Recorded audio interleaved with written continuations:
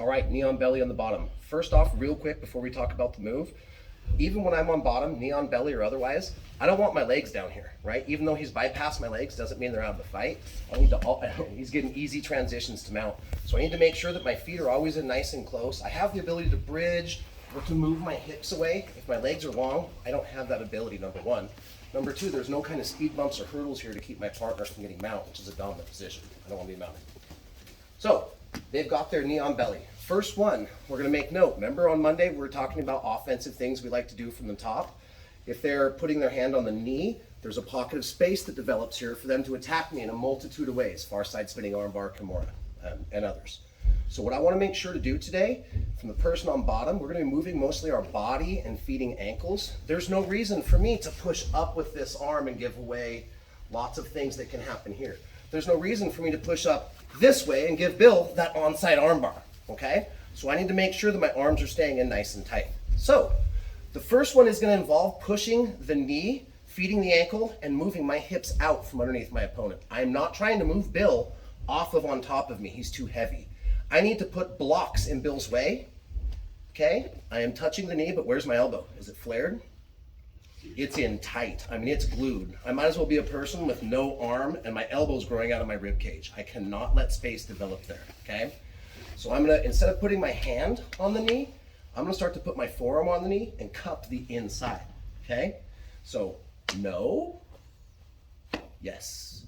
My other hand, not reaching up, not framing right now. I'm gonna be lifting a C cup, right? I'm gonna C cup his ankle. Let's rotate real quick, 180 degrees. Bill hits the mount on me, the knee on belly. I'm gonna hook and I'm gonna go palm up and I'm gonna cup the top of his foot right here, okay? So 1, 2, the last thing I'm gonna do is I'm gonna bridge to create some space. And as I come down, I'm gonna feed his ankle in between my legs and get to my half guard.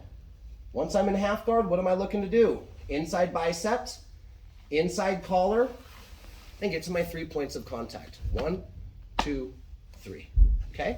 Show it from a different angle. So short arm and C-clamp the ankle. Now I'm gonna bridge, and at the top of my bridge, I'm gonna feed the foot in. Once I have this, I'm gonna move my hips away.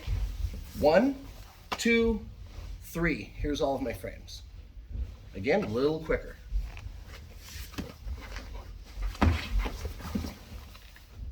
Okay, one more time. Let's rotate a little bit. 1, 2, bridge and feed.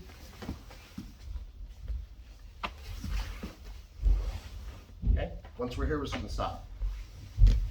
Bill goes from the side, pops up to his knee on belly. 1, 2, bridge, feed, inside. 1, 2, 3. Okay? Any questions? I will be around. Let's spend 5 minutes on this one, okay? We're gonna go over 2 major techniques. The third one's pretty quick. All right, find a partner. 1, 2, 3. Okay, so a little bit different option this time. Rather than feeding the leg down into our half guard and then replacing our, we'll call it a good half guard, where I have 1, 2, and my knee is in for the third point of contact. Sometimes because of grips or just maybe my priorities a little bit different, I want to give you guys a totally different tool. I know some of us are like ex-wrestlers, so we're used to kind of scramble escapes, right? We're going to show the belly down option where we come up into a single leg, okay? The start of the move is almost identical, if not identical. I'm making sure that my elbow's in nice and tight. I'm not flaring anything. I'm not reaching anything past where I'm putting my own joint above Bill's pelvis so that he can create a fulcrum on it and break my arm, right? Everything's in nice and tight. And again, if I put my hand on the knee, I don't have a lot of wiping power this way, and if to get power, my elbow flares. So how are we avoiding that? Keeping it nice and tight. I'm using my palm, cupping my fingers. I'm going kind of upper inner thigh, maybe the top of the inside knee. Boom. Same thing with this hand. I'm gonna go to set it up, and I'm gonna either try to C-clamp outward. My favorite is to C-clamp upward, because I get to lift that ankle and feed it in between my legs like we did on that last technique. Sometimes there's not room and I have to go with kind of an outward push. I can work this either way, with my ankle hand being up or with my ankle hand being out. All right, so Bill's got the weight on me. He just established his knee on belly. I'm gonna tuck in. I'm gonna get this. Now, instead of going up and feeding his leg in, like I did last time, this time I'm gonna push Bill away from me and I'm gonna shoot my hips out from underneath him, okay? Same thing, 1, 2. I'm still gonna bridge to give my hips some room to move. Now, just like when we do our shrimp drills, I'm gonna shrimp away, but instead of stopping on my side, I'm gonna kick my legs out, come to my belly. When I do, I'm gonna feed Bill's leg. Go ahead and stay on top. Now I'm gonna come to my knees. Go ahead and rotate with me. Then I'm gonna try and get my hands locked as soon as possible, okay? We're gonna stop here. We'll talk about rocking the baby and putting them down later. But for right now, I want us to come to that scramble position, okay? We'll show it 2 more times. 1, 2, bridge. And then I'm gonna kick my feet out away and go belly down. Bring my arms around, lock them, come to my knees. A lot of talk, looks like this.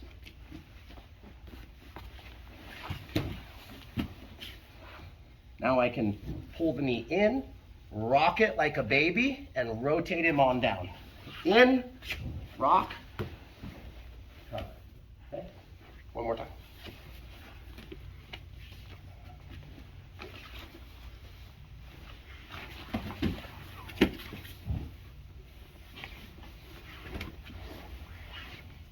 Okay. Same thing, 5 minutes on this one. If we need an extra minute or 2, we'll take it. We might only be working these 2 techniques tonight, just work them a bunch, okay? Same partners, ready, 1, 2, 3.